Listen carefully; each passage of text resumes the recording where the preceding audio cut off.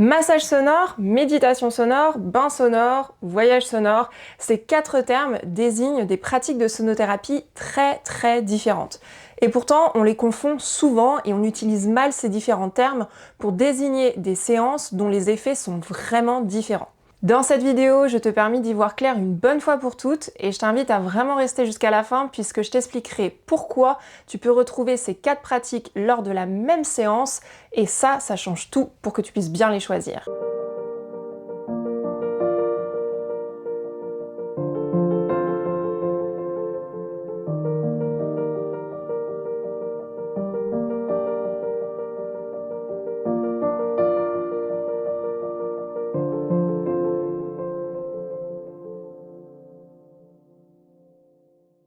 Je suis Clélia Félix, fondatrice de la plateforme en ligne sur la sonothérapie appelée l'art du son. Sur cette chaîne, je te partage tout ce qu'il faut savoir sur les thérapies sonores pour les explorer en conscience.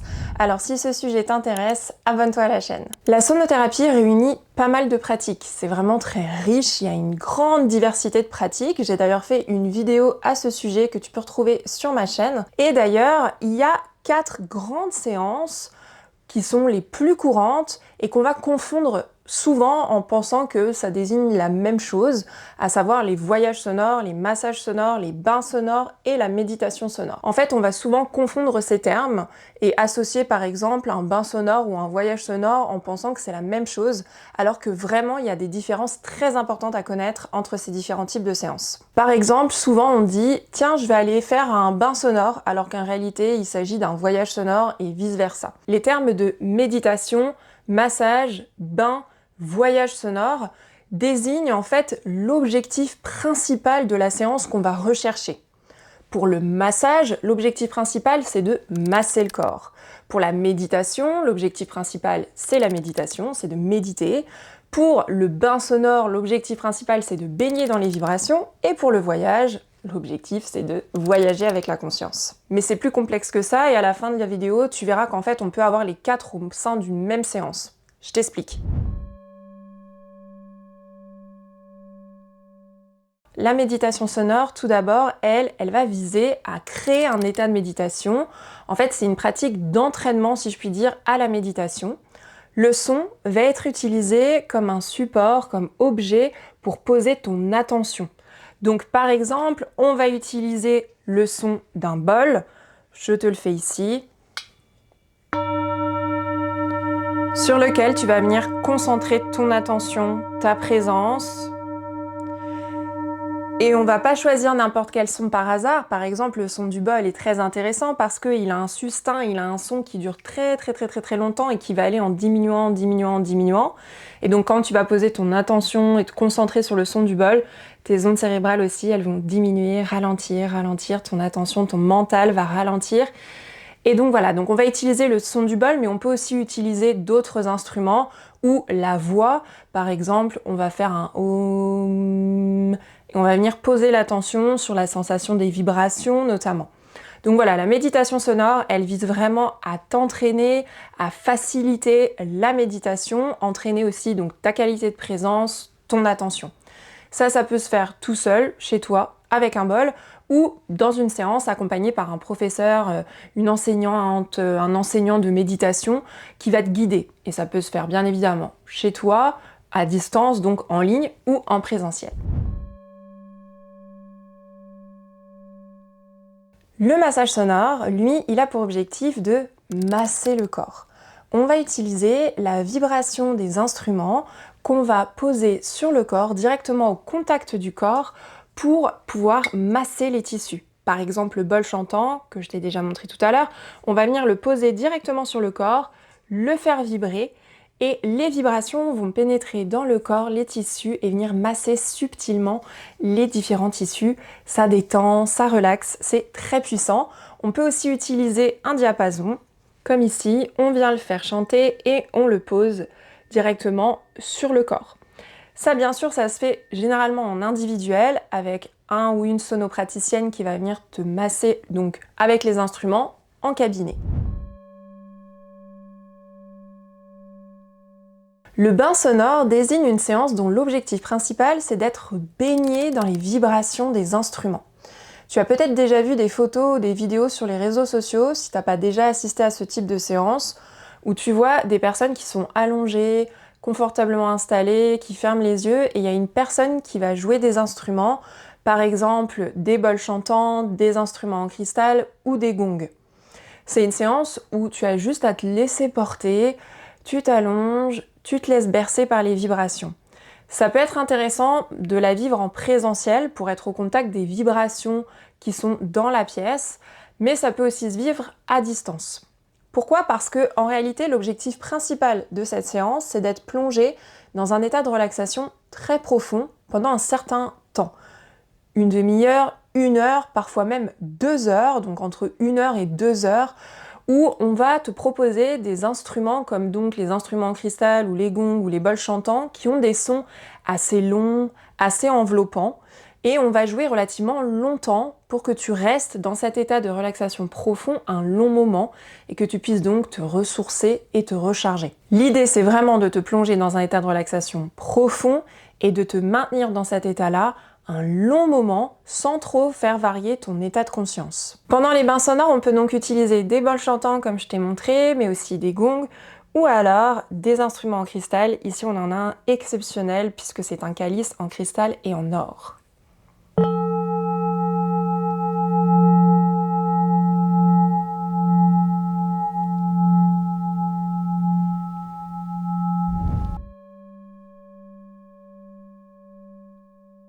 Et enfin, le voyage sonore désigne une séance dont l'objectif principal, c'est de voyager avec la conscience. Pendant cette séance, on va te proposer un certain nombre de pratiques sonores dans un ordre bien particulier qui vont te permettre donc de voyager dans des états modifiés de conscience, qu'on va généralement alterner, c'est-à-dire qu'en fonction des pratiques, tu vas voyager dans des états différents, dans des univers différents, et ces états modifiés de conscience vont faciliter notamment des libérations émotionnelles, des visions type rêve lucide, énormément de choses possibles, des images qui te viennent, des souvenirs, des sensations corporelles, psychiques. Bref, c'est un voyage incroyable avec des effets extrêmement riches en fonction des séances. Contrairement au bain sonore qui a une structure plutôt linéaire, le voyage sonore, lui, va proposer une grande diversité d'univers sonores pour te permettre de voyager dans des états de conscience alternés. Le voyage sonore peut donc proposer l'ensemble des pratiques de sonothérapie lors d'une même séance. Des pratiques vocales, comme le fredonnement, des pratiques de voyelles, des mantras, etc., différentes pratiques vocales. On peut aussi avoir bien sûr des fréquences spécifiques, comme des sons binauraux, des pratiques d'ASMR, des musiques, n'importe quel type de musique proposée, mais aussi évidemment l'utilisation d'instruments de sonothérapie, comme les gongs, les instruments en cristal, les bols chantants, mais aussi tous les instruments qui existent en musique, par exemple une petite kalimba comme ici, un disque de pluie aussi appelé ruisseau, ou tout simplement un piano, une guitare, une harpe. Bref, tous les instruments sont possibles. Dans le voyage sonore, on va s'y retrouver très fréquemment des pratiques qui vont te guider, t'accompagner dans le voyage, comme de la méditation guidée, de l'hypnose, de la sophrologie, des pratiques respiratoires et même la lecture de contes. Il peut y avoir des voyages sonores qui te proposent de profondément te relaxer, te ressourcer en position allongée, de te laisser complètement porter dans les états modifiés de conscience, mais il peut aussi y avoir des séances très dynamiques où on va venir faire de la danse intuitive, mettre le corps en mouvement, ça peut être très libérateur. Tout va dépendre en fait finalement de l'objectif de la séance, de tes besoins et de la thématique choisie. Le voyage sonore peut être proposé en présentiel avec une personne qui va guider le voyage pour toi en jouant des instruments, en guidant les pratiques de méditation, etc. Ou à distance, en live. Par exemple, là sur YouTube, je pourrais faire un live avec un voyage sonore pour toi. Ou alors une séance préenregistrée. Ça, c'est une de mes spécialités. Je mets une séance juste en dessous de la vidéo. Je t'invite vraiment à te faire ce cadeau parce qu'il est exceptionnel.